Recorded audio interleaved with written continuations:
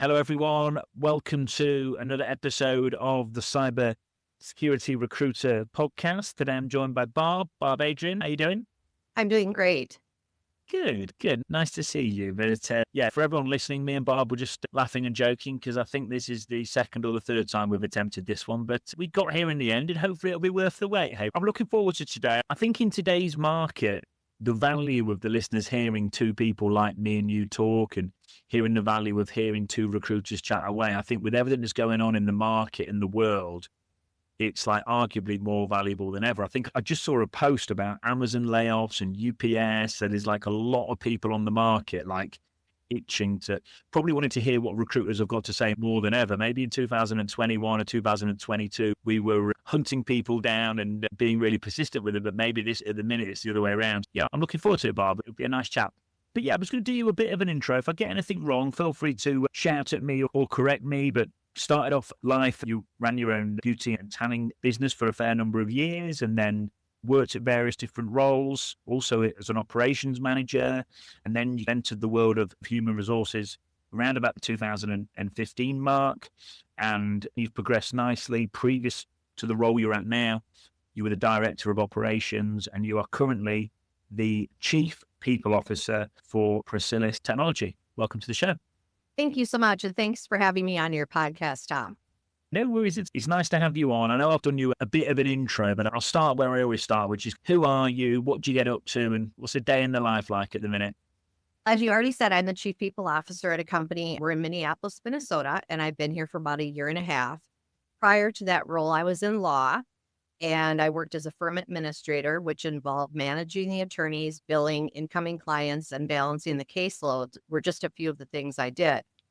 Cool. Oh, good. No, really good. So I know recruitment is part of what you do amongst other things. For folks out there on the market that are struggling or have maybe been through some tough times, is there anything that you like to see when you're looking out for profiles, or is there any kind of advice you could give for folks that have been on the market for a while? Sure, absolutely. So ideal profile that I love to see is a well-constructed resume, proofed and a wide range of information. I love to see giving back to your community, volunteering, and who you are when you're not at work. This makes a well-rounded employee. An ideal resume. Have your friends, colleagues, someone proof for your mistakes. If I find 3 mistakes in a resume, it's tossed to the side. What do I see as errors? Misspelling, dates that don't match on your employment. I could go on, but just take the time and have someone other than yourself proof it. They will find your mistakes immediately. Yeah, I think that's so true because even with really experienced people, you can find errors. And I do it myself when I proofread an email back. I still do it now. I'll proofread an email back and I'll send the odd email out and it will still have a mistake on. So it's easy to do. I think having other people check your work is really important. Absolutely. So then I'll move on to interviewing. This is a big one because you're selling yourself to me.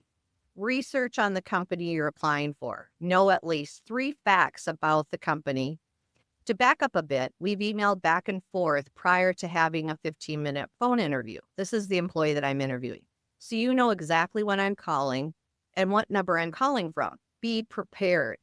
I want to have a flowing conversation. I want to know about you.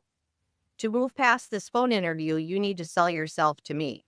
Cool. Yeah, no, thanks, Barb. I think just being prepared, and also I sometimes think that recruiter call, people need to remember that is the first call. I've seen it on the first interview. I've seen it where people have just come on calls with me and they're just not prepared or they're just not dressed. And even if they're good candidates. And I always open up the floor for questions at the end of the phone interview. So if you have some questions prepared, that's great. If you ask nothing, you show me you're not interested in the company, the position you're applying for. Best interviews are the ones where the conversation flows. And I know so much about you and your skills before we even get on the phone. My rule is we must laugh at some point during our interview. It shows that you're human. I've done interviewing a very long time, and I'm extremely good at reading people. Just be yourself, be honest. And if you don't have an answer, just tell me. It's okay if you don't. Yeah, good. I think I like it, Barbie. I think when it flows nicely, it's nice as well. I think sometimes as well, like the sorts of questions people ask tell you a lot. If people ask intelligent questions which showcase the fact they've done research on the company, it goes a long way, doesn't it? It does.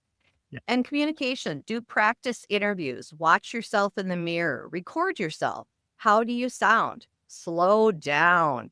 Take time with your answers. Don't mumble and ask me to repeat a question, which gives you time to gather your answer. Don't be afraid to do that one because I've done it myself. Yeah.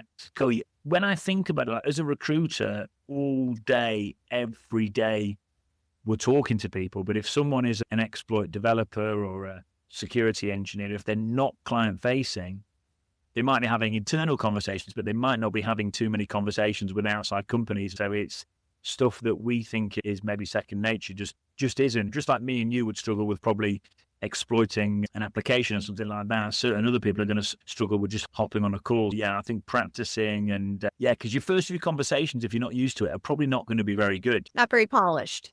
But yeah, no, good, Bob. You mentioned that you should always have pre-planned questions. Is there anything that you like to be asked, or is it more whatever the candidate thinks, or showcasing that they've done some research on the company? Some things that I've been asked, I don't think there's a right or wrong in that. It's, what's rolling around in your head and what do you want to know? What do inquiry minds want to know? A good one is to ask about the culture. Are you going to be a good fit with the company?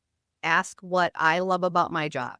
Yeah, that's a good one. I think asking you what you love about it's a really good one. Whenever I pick up new clients to work with, to recruit for, one of the questions I ask the hiring manager is what keeps you there, because it tends to give you a lot of selling points for the role and a good insight into the company. Yeah, I think it's a good one. I think as well, like asking questions and researching the company, yes, it makes the interview process go well, but it also makes sure that any career move for that candidate is going to be a long-term career move. If people have been on the job market for a while, they might just think, oh, I just need to get back into work. And that's probably true to a certain extent. But at the same time, you want to make sure it's a long-term move, because you don't want to be doing your job search again in 6 or 12 months. Exactly it. Yeah, cool. But yeah, I know you mentioned communication, Barb. So you folks to have a bit of a laugh during the interview, conversation flowing. Is there anything else on the communication side you look out for, or are they the main 2 points? I don't think so. So someone had told me a long time ago, a role model in HR said, think of it this way, take the person off the premises if you can, and take them and have a cup of coffee. So you're sitting there having a conversation. So it's a little more relaxed. So that's what I always think of in my head. You may not have that opportunity, but make it that kind of a setting where it's not so formal and stuffy, where you feel like, I'm always a little apprehensive going into interviewing because I feel like, okay, now I'm doing this for the, 485th time, asking these questions. But I don't want that person to feel that way, because it's not fair to them, because this is new to them. Make it exciting, make it relaxed, make it interesting, find out what they need to know, find out about them.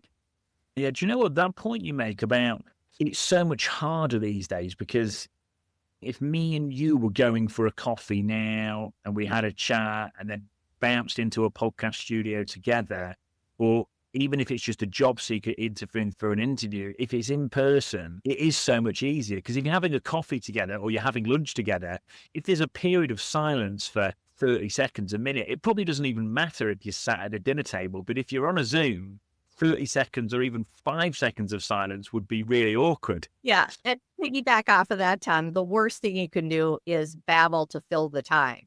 So that's what I see with a lot of candidates, is that nervous chatter. And it's okay to have the silence. Let it be there.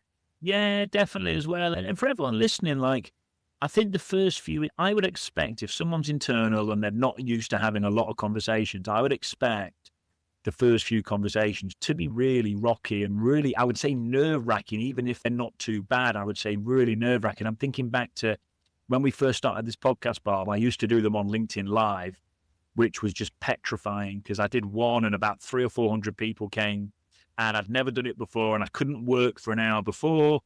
I actually couldn't work for about 2 hours after, because I was just so relieved that it was over. And it's like, now I just come on a podcast and it feels pretty natural. But the first few times you recruit someone, or the first few times you do anything to do with HR, or the first few times anyone does any cybersecurity work, like the first few times you do anything are really, unless you're naturally gifted, they're going to be really difficult. Absolutely. Yeah, cool. Bobby, for people approaching you on the market, I think what it is at the minute is there's a lot of hiring going on, but there's a lot of people on the market. So that's what's making it tough for people. Is there any ways you like to be approached? Is there any ways you don't like to be approached? Do you mind if people like step outside of traditional channels and hit you up on LinkedIn? Is that like a good thing for you or a bad thing? I have people hit me up all the time on LinkedIn, or they get my email and they send me an email. I have no problem with that. It shows initiative. It shows kind of trying to get to the person that's in charge, who's going to do the hiring. And I appreciate that. I've been in those shoes and I know what it's like. It's a tough market out there because, Yeah. for example, I just had a job that we filled about 2 months ago. We had 430 applicants in 2 days. Wow. A lot of people to go through. With that being said, let me share with you this last role that I mentioned to you. There were 430 applicants in two days. I had Yeah. AI through them. However, it's not the perfect solution because, as we all know, AI can be great, but if someone forgot keywords that I'm looking for in their resume, it may not pull them. For example, the resumes that AI pulled are not even the people that I interviewed. Nothing against AI, but Yeah. I went through all of those resumes one by one, looked them all over. I pulled 20 out of there that I did phone interviews, and then 5 made it to, we'll call it virtual interviews that we did either on Teams, Google Meet. So that just shows you that not always is filtering out through technology the best way to go, because you may miss a great candidate. Yeah. No, definitely. It's like, listening to you speak there, Bob, it's like we've got this perfect storm. Like there's never been more people on the market and there's never been more technology available and applicant tracking systems and AI, and people are probably deploying tech more than ever. So it's like all these people, all this AI, and it's almost creating like a perfect storm in a bad way if you're trying to look for a role, because you could easily just get lost in the noise. That's what it feels like at the minute, doesn't it, for some people? Exactly. And that being said, showing you're interested means a lot to me. And what I mean by that is the people that made it to the top 5 after I had those virtual interviews, each one of those followed up with me and my team that did the interviewing and said, thank you for allowing me this opportunity, and kept following up with where we were in the process. However, I'm very communicative in that when they left that interview, they knew a time frame. They knew I would get back to them. I didn't leave them hanging whether they got the job or not, or we're moving to the next step. I always feel if you have a good candidate, you don't want to put them on the back burner. Yeah, no, definitely. And do you know what, Bob? That's good because there's so many companies out there that don't do that. I know that from just recruiting for same. I'm sure you're aware as well. But it does go a lot. I think especially in today's market, it's good service from a recruitment perspective, but also it's just a decent thing to do. But yeah, I think it's nice as well for people to hear. I think people are becoming more aware of this, but I presume it was just you recruiting for that role when those 430 applicants came in 2 days. Yep. So what I did is we use a service that posts on the top 10 websites. Yeah. And so we had them coming from all different areas, but it brings them into one pile to me. They're filtered through. It's a lot. It's cumbersome. It probably took me about 6 weeks to get through all of those because I wanted to make sure I wasn't missing a diamond in the rough. Like I said, going back to those things I look for, does everything match up to your dates of employment? You don't need to go back 30 years. Some people think I need to put every job I've done since I was 15. No, give me about the last 5 years or the years that are relevant to the position you're applying for.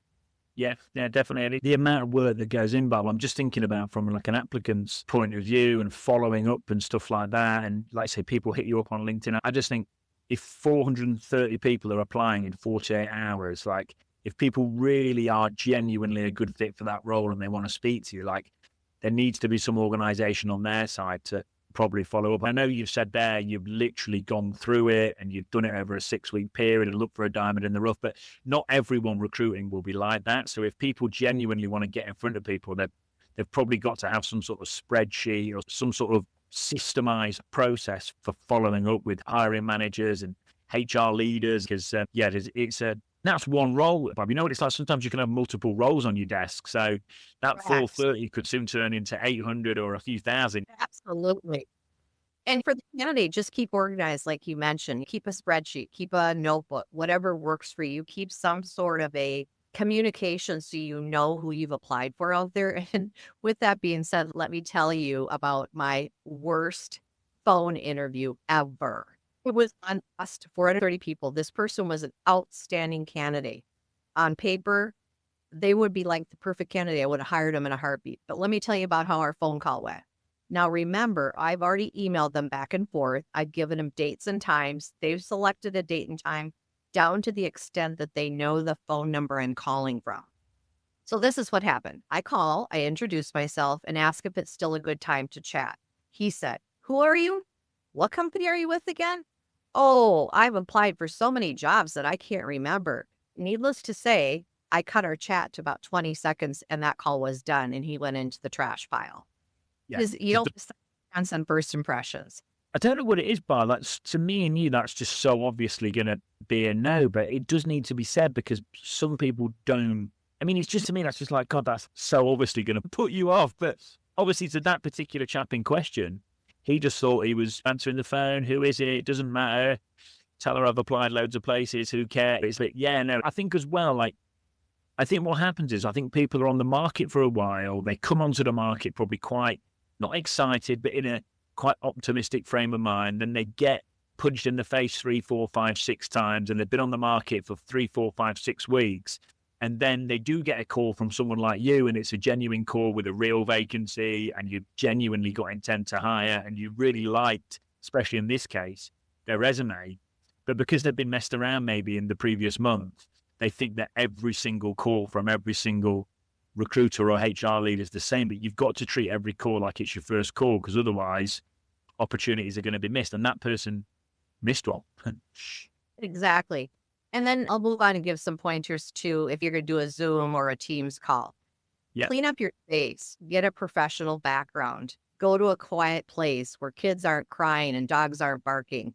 And this is a huge thing that I feel that we've gotten really slack with in working from home is that, remember, you're still a professional person and you're applying for a professional position that's paying you a lot of money, that you need to treat it as such. And people have gotten really lazy. I've had phone calls with pets on their lap, children on their lap, eating an ice cream cone. I could go on and on.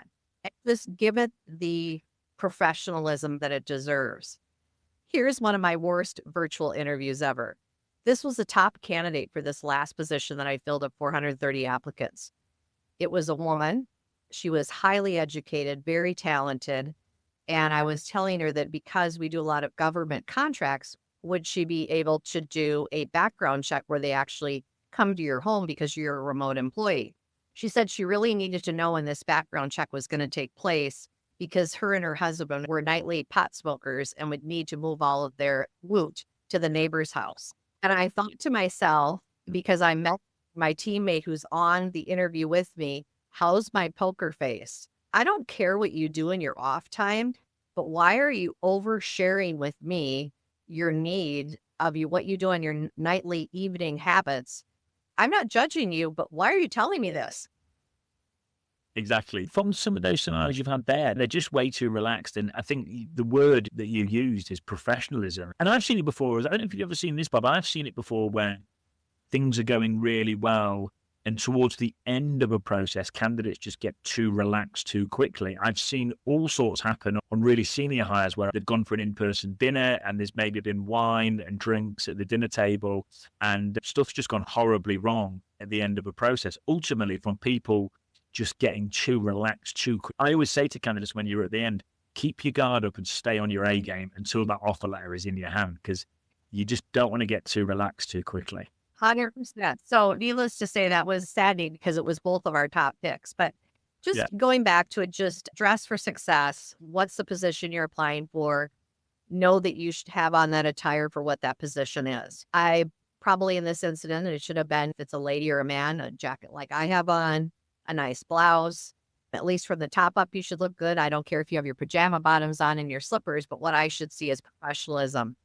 Don't come in your hoodie and your jogger pants on an interview that you're applying for a position that's paying you good money. Yeah. I've had that as well, Barb. Like really good candidates done well in the process, just turned up to one round in a hoodie and a cap. And even my clients messaged me going, Tom, we're gutted because we really liked that candidate, that he's just rolled up in a cap and a hoodie. And do you know what I think some of it stems from, Barb? In 2021, and 2022, when the market was red hot, I almost think for certain vacancies within tech and within security, cybersecurity, I think within reason, Not talking about smoking pot and stuff like that, but I think within reason, like people could probably get away with dressing down because the market was so hot and candidates were so much in demand. Maybe they've got away with it in the past, so they think it's okay. But the market is sometimes employer-led and it's sometimes candidate-led. But at the minute, it's on the whole, there's certain subsections that are different, but on the whole, I feel like it's so employer-led across the market that people just can't afford to take any chances on the candidate side. Agreed. Yeah. And I think sometimes it was hard on everybody. Now, as you're seeing, you mentioned earlier the layoffs at Amazon and Target headquarters is here in Minnesota. And I think it's 841 jobs. Those people are going to all be out looking. A lot of those have been remote for the past 5-6 years. How do they get back out into the marketplace? So this is what I tell people, and I do this for a service in my community, is if you don't have attire, you don't have dress clothes, there's places you could go, dry cleaners that'll clean an outfit for free. There's places you could pick up clothes for free.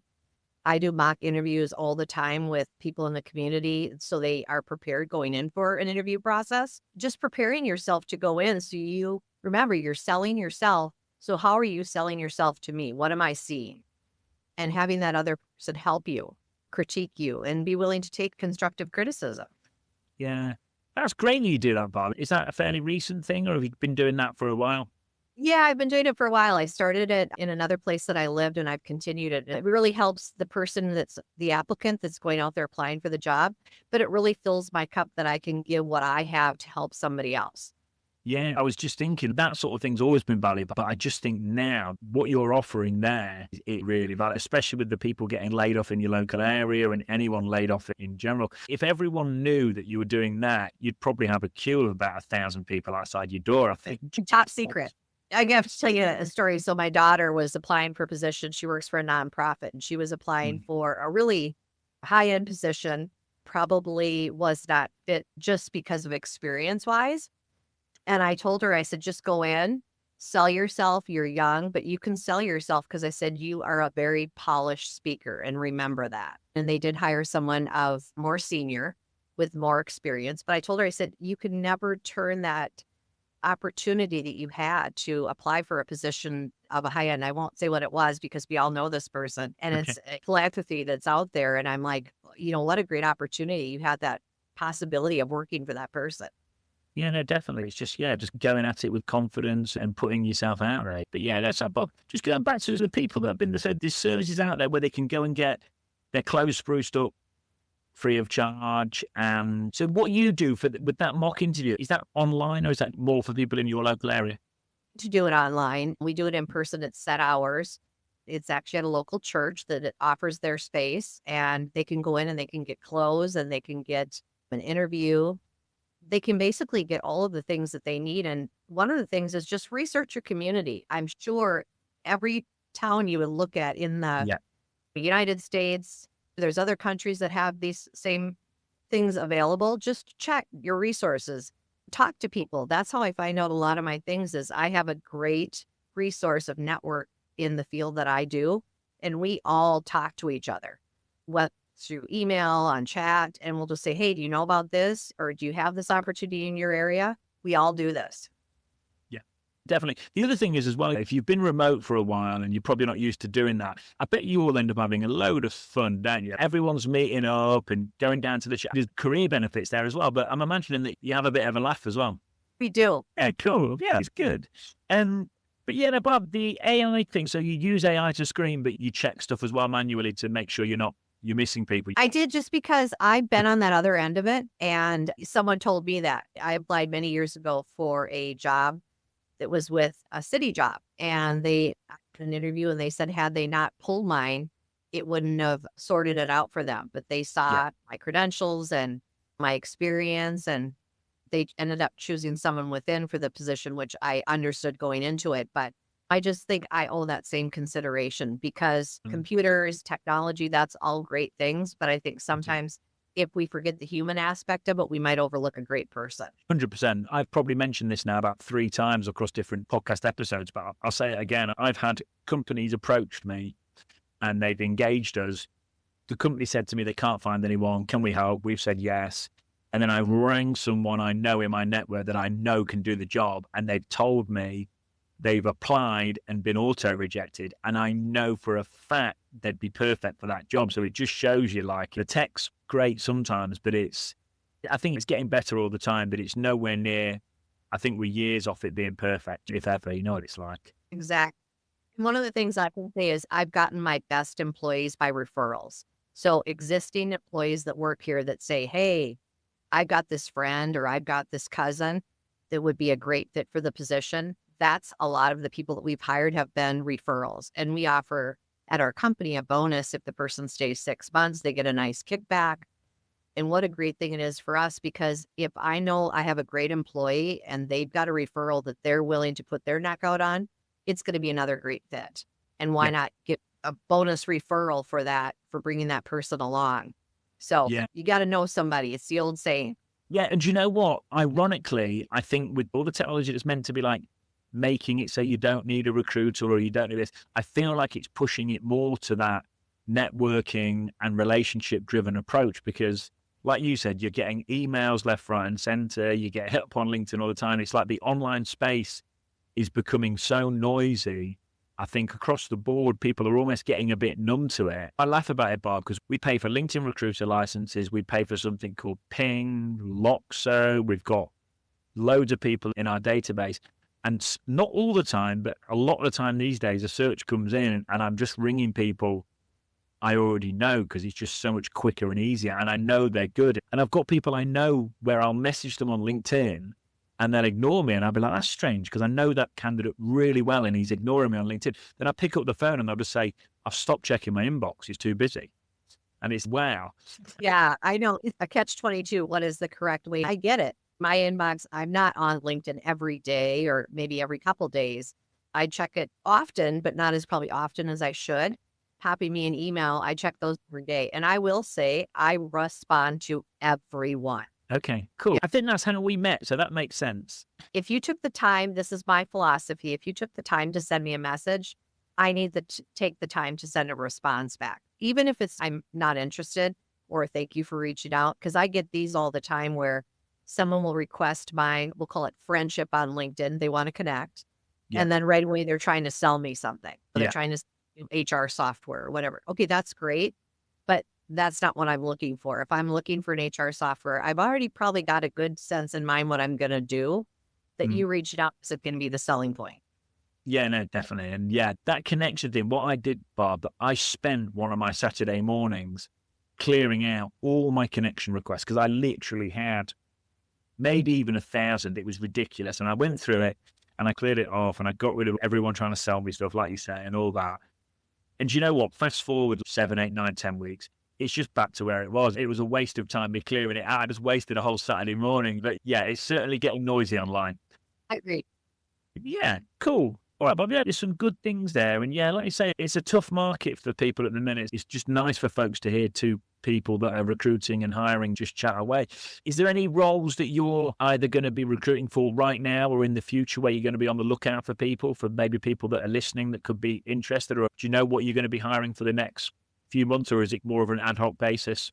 Great question. We've got a lot of contracts that we're out on bid for. Okay. So that will determine what our needs will be. And if we land those contracts, we need some hiring done.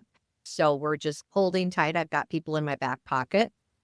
I've told people on this, I had a really hard time. There were 3 candidates that we went round and round with this last position that we filled out, the 430 applicants.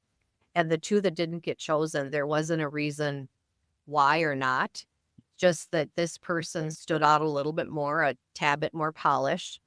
And the one I said, he was fresh out of college, had some great experience, but what I loved about him is his energy. And I said, you can't give people that energy that he had.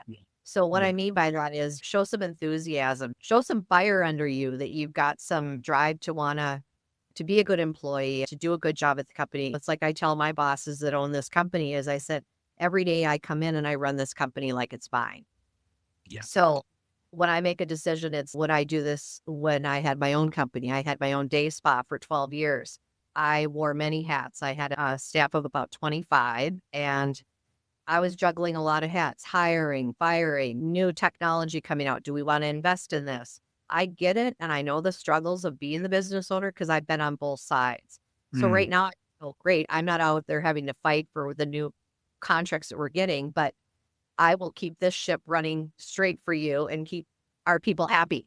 Yeah, good, good. And you know, that's such a massive point you're making. I think these days, like the energy, like whether you want to call it energy, communication, or just that kind of like extra bit of whatever it is that none of us quite know what it is, but we know it when we see it, and it's just great. I think that, again, with AI and automation these days, I think that relationship piece and retaining customers, making customers want to come back, if that individual's dealing with people in your organization, or your customers are going to be happier, your customers are going to get on better. When you're putting future bids in, you've got more chance of winning future bids. And I think that communication piece and that ability to articulate yourself, like I just don't think that's going anywhere. I actually think with AI and technology, I think some people are craving that human interaction and that personal touch more than ever. Exactly. And I think I said earlier that I'm good at reading people because this is what I do for a living. So one of the things that I do at the company is I try to have contact with all of our employees a little bit each day. And so one day I could see one of our techs, I could see he wasn't himself, and he's usually a happy, smiley,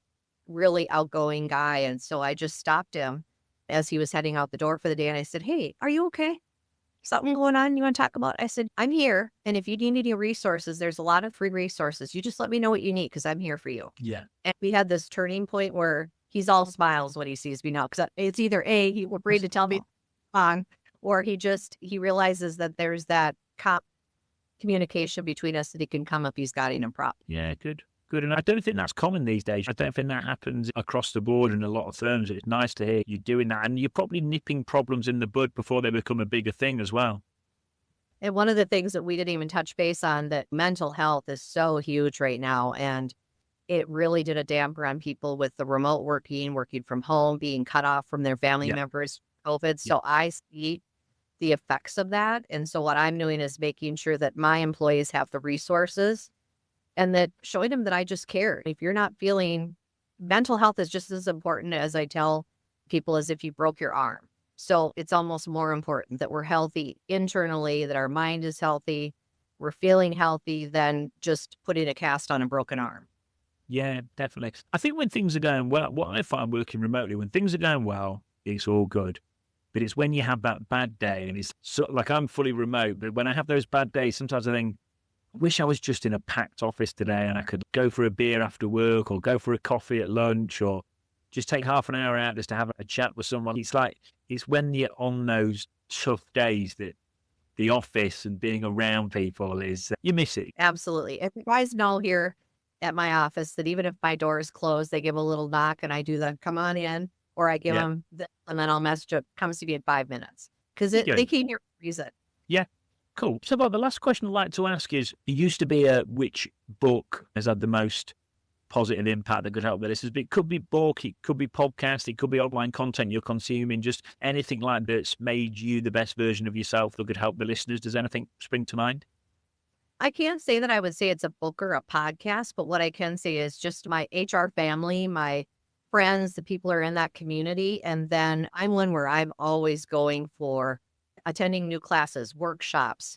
Lately, everything's on AI and mental health, and I'm making sure that I've got all the resources that I have at my fingertips available to make myself my best. So that's for me. I can't say that it's one book or if it's one podcast. I do read books all the time. I listen to podcasts, but to me, it's just my network of people. Yeah, okay. No, I like that. It's a good one. And like you say, I think in today's world, it's more important than ever. One of the reasons I started this podcast was because of that. I was like, hang on, I'm not driving to the office every day. Even if I do one every week, like I'm definitely saving the same time in commute. And I think when people are remote and it is digital, like people need that kind of podcast and that network and that community-led stuff just to keep their mental health where it needs to be and just keep themselves feeling good. Absolutely. Cool. All right, Bob. Listen, it's been nice chatting away. Do you think we've done all right? Do you think we've done a decent job on the episode? I think we have. Hope that people will take some pointers away, either HR directors that are doing the hiring or an employee that is applying for the position. Hopefully there's some good takeaways. Yeah, cool. No, thanks, Bob. Thanks for your time. And it's been nice to finally get to do this recording because I know we've both been waiting a while. So it's been good and been good to see you. And thanks again. You too. Thanks for your time, Tom. It's been a pleasure.